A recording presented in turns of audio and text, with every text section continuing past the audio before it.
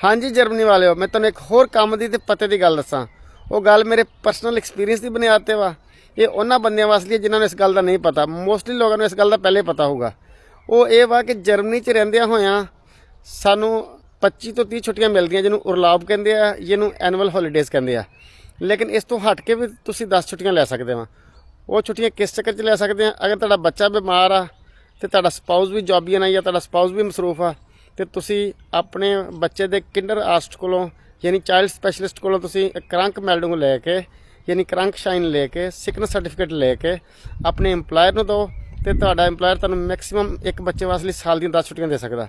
अगर तुहाडे बच्चे एक तो ज़्यादा वा फिर तुहानूं मैक्सीमम साल दी 25 छुट्टियां मिल सकदियां सारे बच्चों वास्ते। लेकिन जो सिंगल पेरेंट आ उन्हां वास्ते ये छुट्टियां 25 नहीं हैगियां, वो 50 छुट्टियां वा, क्योंकि सिंगल पेरेंट नूं जर्मनी च रहिंदे होए डबल बेनीफिट आ। तो लिहाजा आइंदा अगर तुहाडा कोई बच्चा बीमार होवे तो तुहानूं परेशान होने की लोड़ नहीं हैगी, तुहानूं अपने आप नूं टेंशन लैण की लोड़ नहीं है कि तुसीं ईजीली ये छुट्टियां लै सकदे आ। अपने छुट्टियां लवो, अपने बच्चे की केयर करो, उसकी देखभाल करो, अच्छे तरीके नाल तुसीं जिहड़ा ना उस टाइम नूं अपनी फैमिली टाइम बनाओ, उन्होंने अपना क्वालिटी टाइम बनाओ।